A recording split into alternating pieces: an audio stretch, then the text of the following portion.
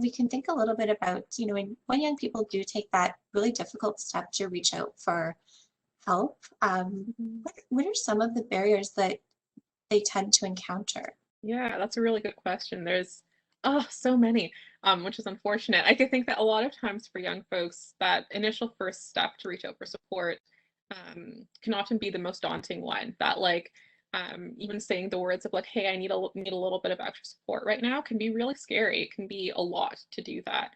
Um, and I think for some young folks, I think a lot of times when you're putting out that first bit of "I need some support," it doesn't always necessarily sound like I'm experiencing XYZ mental health challenge and I need XYZ support.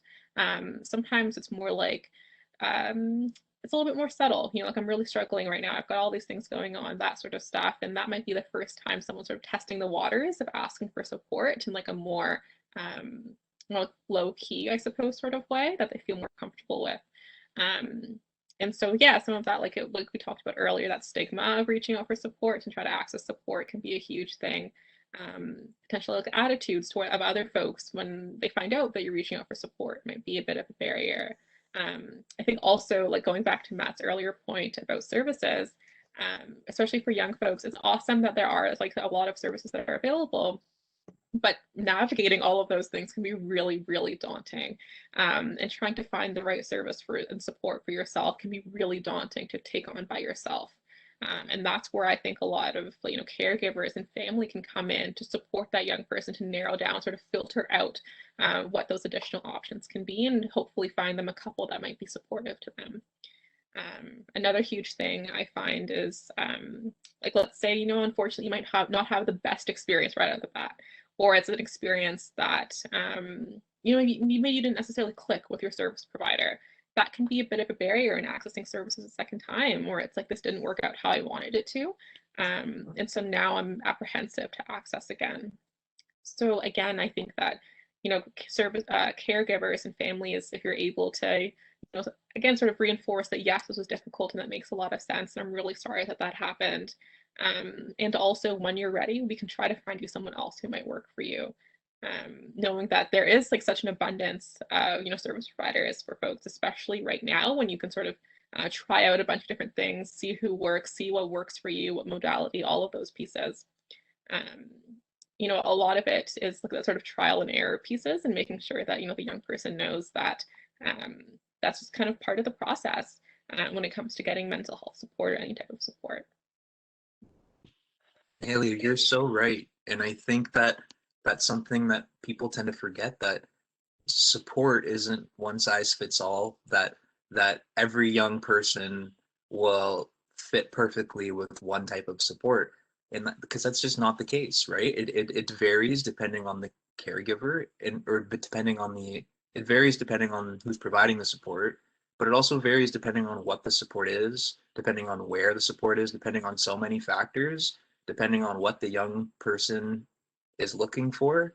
And all of these factors intersect with each other, and they need to be accounted for in accessing support. And that's it is a process, right? It is a trial and error process to find what support fits you best.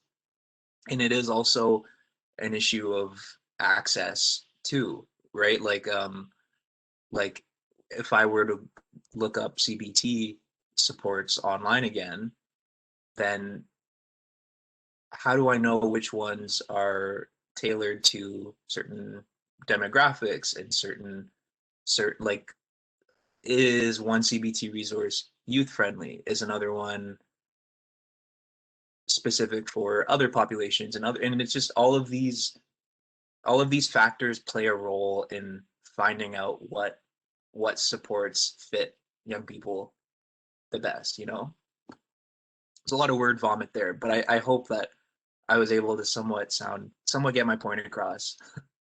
No, I think you definitely did, Matt. I think you definitely did. And especially really appreciate your last bit too about like the importance of having identity specific supports available and trying to figure out how to even navigate those in the first place.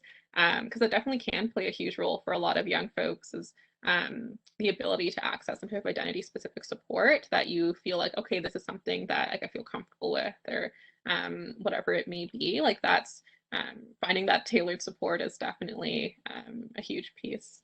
So, Matt, I heard you say the word youth friendly. I wonder if you could just talk a little bit more about, what kinds of things make a service more youth friendly? What kinds of things could caregivers or young people be watching out for?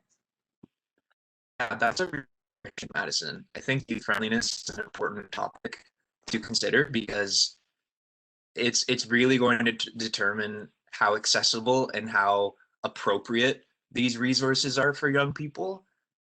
And it's ultimately going to determine how comfortable young people feel in accessing them, which is really the number one priority in creating these resources. If young people aren't comfortable accessing them, then what's the point, right? So I think youth friendliness ties a lot into the importance of language because everything we say, everything we do is going to be filtered through language, right? And when the language we're using is not youth friendly, when it's not appropriate for the demographic that we're trying to target, then it just sort of becomes redundant. We're just not going to be able to communicate our ideas back and forth.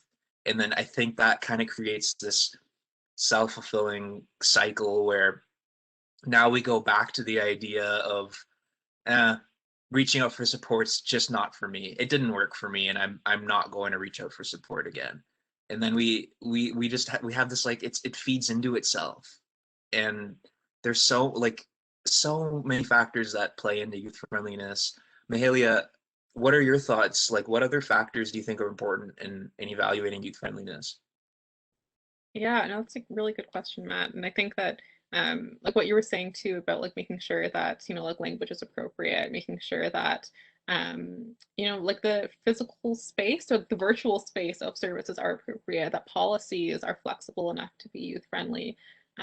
When I say all of that, I mean that, like understanding that for a lot of young folks, there's a lot of stuff going on. There's a million different things going on in their lives, and so having a bit of grace when it comes to like appointments, or having a bit of grace when it comes to behavior or something like that. Like it is really important for a lot of young folks to know that, hey, even if I didn't feel up to missing this appointment, doesn't mean that I have to cut off that therapeutic relationship, period. Making sure that you're transparent about those pieces really, I think, feeds into my understanding of youth friendliness as well. And if it's a physical space, making sure that it's somewhat comfortable, a little bit less clinical if possible. In a virtual space, a lot of it looks like attitude itself. So, keeping things warm and jovial if possible, trying to bring back a little bit of the humanity to working over Zoom and WebEx and all of those pieces. So if that's possible, I think that that's always goes a really long way. I know, like for myself, even just having like a smiling face, greeting me at the door has always like, gone a really long way in making me feel comfortable somewhere. I think that that applies to most folks, right? If you're with someone who you feel is warm and comfortable, then you're of course going to feel a bit more warm and comfortable yourself.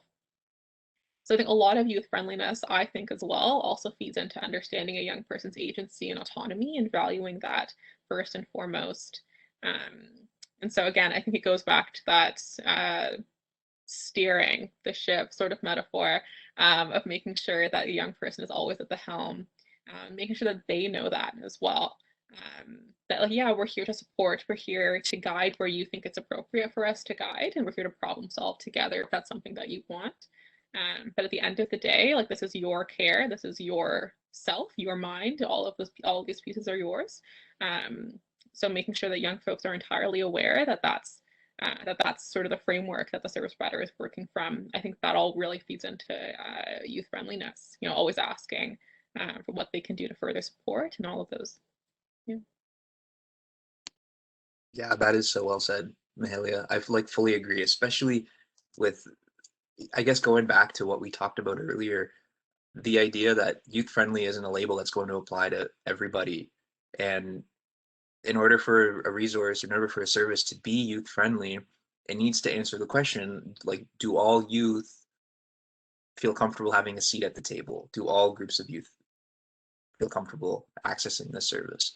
And that means maybe providing support in different ways to people who may have different kind of needs or different kind of supports that work best for them.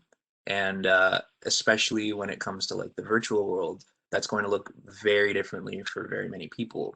I know in my experience, some people may feel comfortable accessing resources that are text-based, where you can sort of chat, versus a voice call, versus a video call, versus having closed captioning. But there's just so many things that need to be addressed, and that all ties into what makes a resource friendly.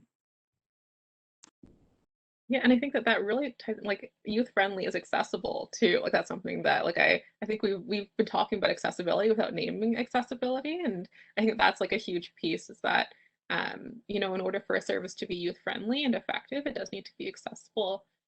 And accessibility means a lot of different things to a lot of different folks. For some people, it can mean like culturally or identity specific services. For other folks, it means, you know, trying to provide them headphones. Other folks, it means like those text-based or chat things.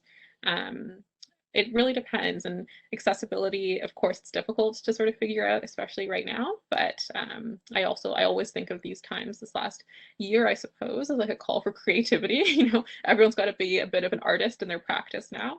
I think that's something that can be embraced and something that it's almost a necessity to be able to work with young folks nowadays. To sort of, you know, get your virtual paintbrushes out and figure out how you can mold your services into the best ones possible. All right. Well, Madam Mahalia, this has been really incredibly helpful just hearing your perspectives and all the knowledge you bring from, you know, hearing from so many youth. Any last words or any takeaway points that you really want to make sure stand out?